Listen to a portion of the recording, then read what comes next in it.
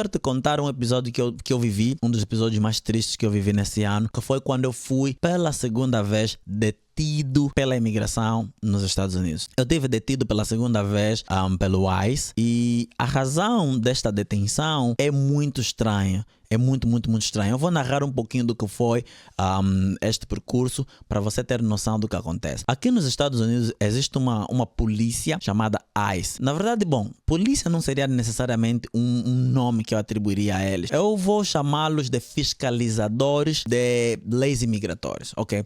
Eles são os fiscalizadores e eles garantem que a lei migratória está a ser cumprida no território americano. E quando há um indivíduo ou um sujeito que quebra a lei ou que não obedece ou que por alguma razão infringe essas leis, estes agentes, que são chamados ICE, são responsáveis por vir capturar a pessoa, mantê-lo detido por um certo período de tempo, até que o juiz ou a juíza decida qual vai ser o veredito final para essa pessoa. E só assim o ICE vai poder ou liberar a pessoa de acordo com a decisão da juíza ou deportar essa mesma pessoa. Então, os agentes ICE são esses fiscalizadores imigratórios, né? Que eles regulam a situação imigratória no espaço interno aqui nos Estados Unidos, porque nós também temos aqui o CBP. Essas são polícias fronteiriças, ou seja, eles ficam mais do lado da fronteira. Então, nós temos dois agentes fiscalizadores. Temos os Border Patrol, que ficam lá na fronteira. Estes, na verdade, são os primeiros agentes que todo aquele indivíduo que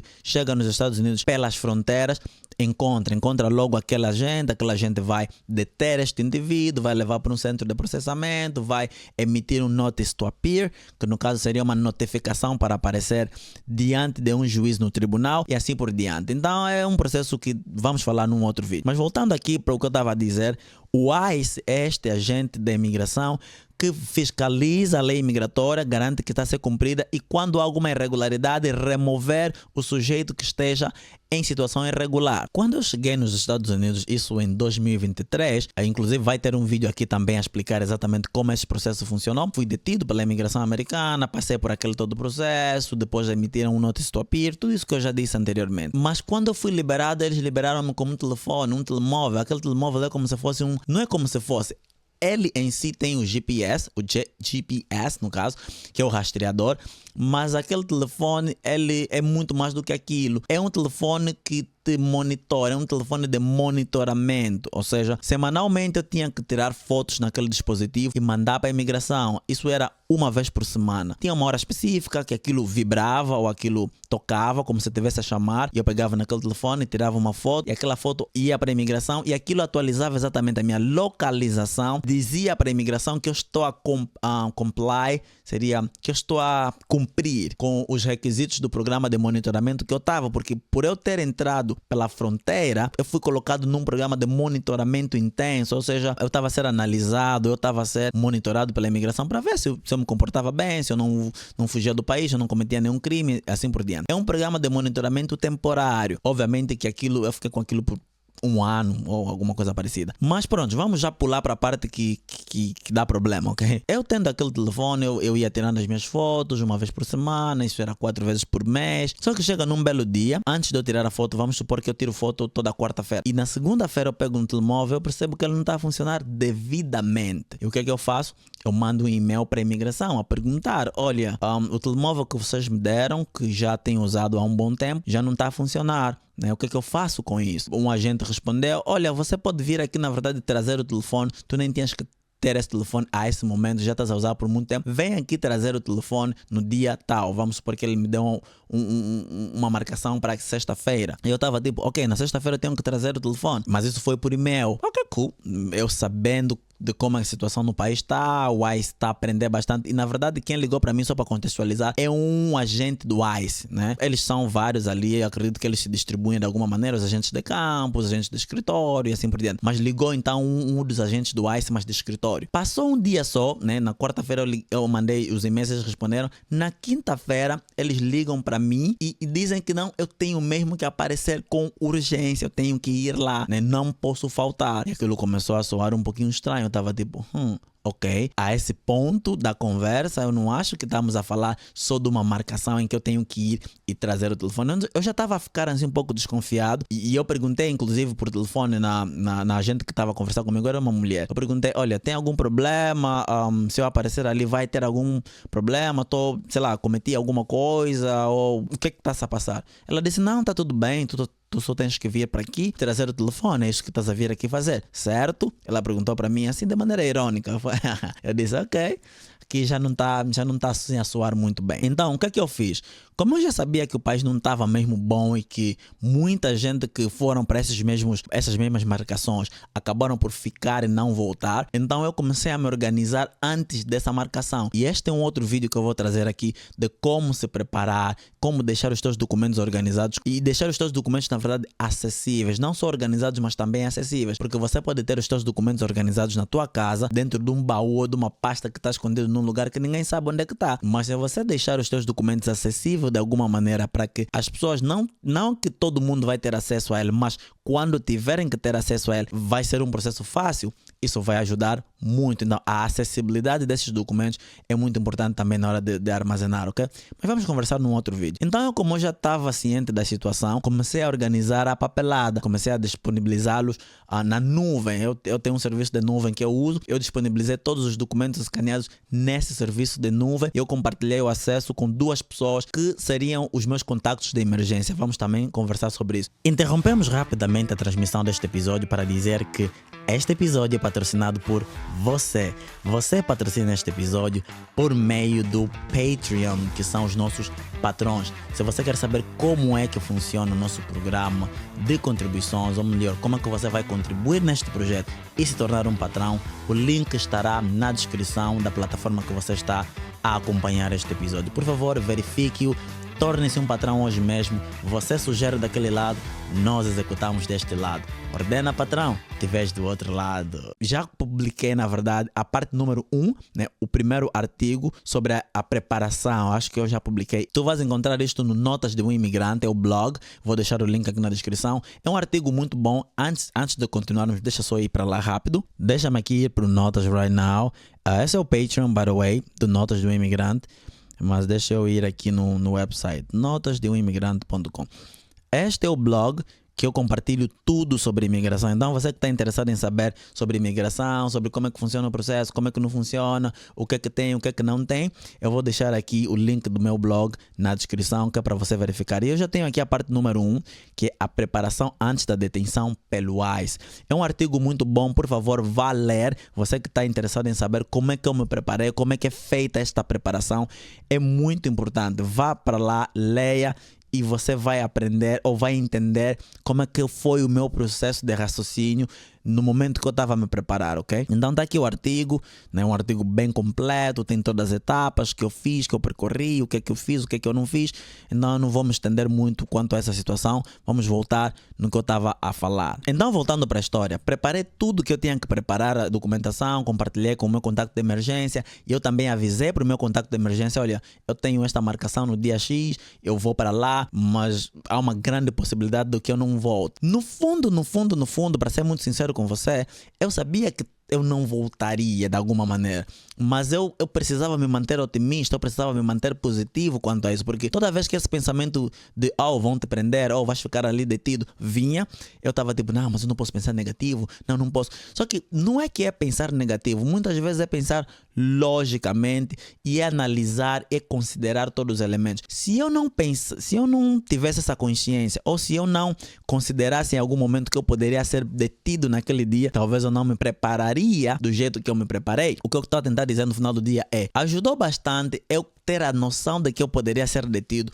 porque antes de eu ir para lá, eu consegui preparar a documentação. Se no caso eu fosse preso ou detido, as pessoas conseguiriam me ajudar e me tirar daquele lugar. Então essa foi o meu mindset, né? A mentalidade que eu tinha era, eu sei que podem não me prender, mas também há uma possibilidade muito grande deles me prenderem lá. Se eles me prendem lá, eu tenho toda essa documentação organizada, está compartilhado com o meu contato de emergência. Essa pessoa vai poder usar todos esses recursos, entregar para um advogado que vai poder me defender perante a juíza e me tirar daquele lugar. Então foi exatamente isso que aconteceu.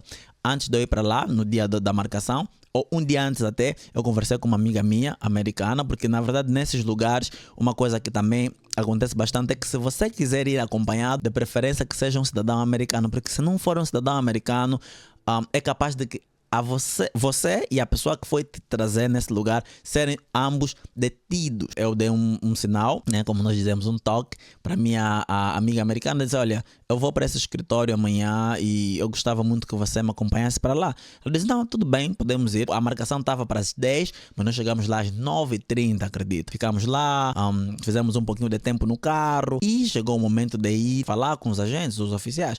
Eu fui sozinho. Levei o tal do telefone que eu tinha e aquelas pastas de envelope, né? Tinha lá aquele envelope, assim, um envelopinho assim, transparente, que você coloca documento. Então levei aquilo. Dentro daquilo eu tinha o Notice to Appear, para você que sabe o que é isso, e algumas folhas ou alguns papéis de comprovativo de mudança de endereço. Porque eu havia atualizado o meu endereço com a imigração já 2 vezes, porque eu mudei de localidade, de casa 2 vezes. Tinha as provas daquilo, para se eles dissessem, não, nós não recebemos nenhuma notificação de que você alterou o teu endereço ou alguma coisa, eu teria como me defender. Conversei com os agentes, você estava a ir tudo numa linda até aquele momento, certo? Pegaram os documentos, levaram para dentro, não o telefone, só os documentos, levaram para dentro. O agente demorou um pouquinho ali, voltou para fora, porque eu estava na porta, eu não entrei dentro do escritório, eu estava na porta, naquele primeiro momento. Então a gente voltou, perguntou para mim algumas coisas, eu respondi, voltou para dentro, demorou mais um pouquinho, uns 15 minutos, voltou para fora. Da terceira ou quarta vez que ele voltou a sair na porta, ele abriu a porta, assim, abriu realmente a porta e ele perguntou para mim, gostarias de entrar? Eu estava tipo, não, eu não quero entrar. Por que eu entraria ali? Ele disse, não, é só para você, vamos tirar as suas impressões digitais. É isso que ele disse para mim. Eu estava tipo, tá estranho, tá muito estranho. Mas não tinha nada para fazer ali, eu já sabia que em algum momento poderia alguma coisa sair do controle, então interrompemos rapidamente a transmissão deste episódio para dizer que este episódio é patrocinado por você. Você patrocina este episódio por meio do Patreon, que são os nossos patrões. Se você quer saber como é que funciona o nosso programa de contribuições, ou melhor, como é que você vai contribuir neste projeto e se tornar um patrão, o link estará na descrição da plataforma que você está a acompanhar este episódio. Por favor, verifique-o, torne-se um patrão hoje mesmo. Você sugere daquele lado, nós executamos deste lado. Ordena, patrão, te vejo do outro lado. Eu entrei, né, na esperança de voltar a sair naquele mesmo dia, só que eu fui sair depois de 1 mês. Assim que eu entrei, eles me revistaram e um dos agentes, porque tinham acho que uns 4 ali, pegou o telemóvel e disse, você ainda tem esse telefone? E eu tava tipo, não, mas eu vim aqui trazer este telefone, certo? Foi quando eu realizei que não era sobre o telefone. Naquele momento eu já sabia que eu não voltaria para casa naquele dia. Eu já tinha noção. Mas pronto, eu só queria ver até onde aquilo iria, até onde estávamos aí. Então pronto, eles me levaram, me colocaram numa cela pequena, num quarto, tipo uma cela pequena. Nessa cela eu fiquei uns 30 minutos ou 40 minutos. Depois é que veio o agente, fiquei sozinho naquele lugar, 40 ou 30 minutos sozinho. Depois veio um agente a me dizer, olha, perguntou primeiro, quem é a pessoa que está lá fora contigo? A minha amiga continuava fora, dentro do carro, sem saber o que fazer. E do lado de fora, ela depois me disse que ela tentou até conversar com o agente da porta, perguntar, mas por que ele está a demorar ali dentro? O que está acontecendo? E o agente dizia para ele, o da porta no caso, dizia, não, está tudo bem, ele só está a conversar ali com os agentes de dentro, estão a fazer umas verificações. Daqui a pouco ele sai. Só que não era essa situação. Eu já estava a ser detido. Já estavam prestes a anunciar para mim que eu seria detido naquele dia. O agente perguntou para mim, quem é a pessoa que está contigo ali fora? Eu disse, olha, é uma amiga minha, mas também trabalhamos juntos. Essa pessoa é cidadão americano ou é cidadã americana? Uau! Eu estava tipo, não. Se não fosse, eles trariam essa pessoa para dentro. E o que a gente me disse, se ela não for, então nós vamos para lá e vamos pegar essa pessoa e trazer aqui. Queres ligar para essa pessoa? Eu disse, bom, para que eu ligaria para essa pessoa agora? Eu posso falar com ela depois que eu sair? Dizendo, não, na verdade hoje não vais sair, vais ficar aqui. Foi quando eles anunciaram para mim que eu não sairia mais naquele dia, eu ficaria detido. E naquele mesmo momento ele já me falou, olha, estamos a te transferir dessa unidade aqui que nós estamos, porque eu ainda estava no meu estado, para Massachusetts, que é no outro estado. Eu falei, uau. Mas é assim 2 horas de distância do estado que eu inicialmente estava ou me encontrava. E eu estava tipo, uau, vou mesmo ser detido. Yeah. E 1001 pensamentos começaram a acontecer na minha cabeça. Foi muito duro aquele choque no primeiro momento, embora que eu já estava à espera disso, mas ainda assim você não quer que aconteça. Então foi um choque tremendo. E todo esse processo da detenção eu vou contar num outro vídeo. Todo o pessoal que ficou do lado de fora ajudou bastante. A comunidade veio junto. Muita gente realmente se importava comigo, se importa comigo. Eles mostraram amor, eles vieram junto e conseguiram me tirar daquele lugar depois de 1 mês, né? Um trabalho muito árduo, muito amor se mostrou, e eu gostaria nesse primeiro momento também agradecer a todas as pessoas que fizeram parte deste processo. Eu sei que talvez eu nunca fiz um agradecimento formal para todo mundo, porque era muita gente. Assim que eu saí, eu estava assim, naquela noia ainda, estava naquele choque de realidade ainda, que não consegui fazer muita coisa, até passarem semanas. Quando eu gravo este vídeo, na verdade, faz acho que 1 mês que eu estou fora da detenção. Agora faz exatamente 1 mês. Aprendi muito sobre fé, sobre amor ao próximo, aprendi muito sobre comunidade, sobre fazer o bem. Então essa foi a experiência muito, muito negativa que aconteceu nesse ano, mas dessa experiência negativa consegui coletar muitos ensinamentos, inclusive melhorias e ideias destes vídeos ou desse canal, ou muitos posts do blog surgiram quando eu ainda estava detido, acredite se quiser. Então lá eu tinha muito tempo para pensar, coisa que eu não tinha antes de ser detido, porque eu estava sempre na correria, estava sempre a trabalhar, estava sempre a fazer alguma coisa, ou seja, tinha sempre algo que era importante eu fazer e era urgente para mim eu fazer.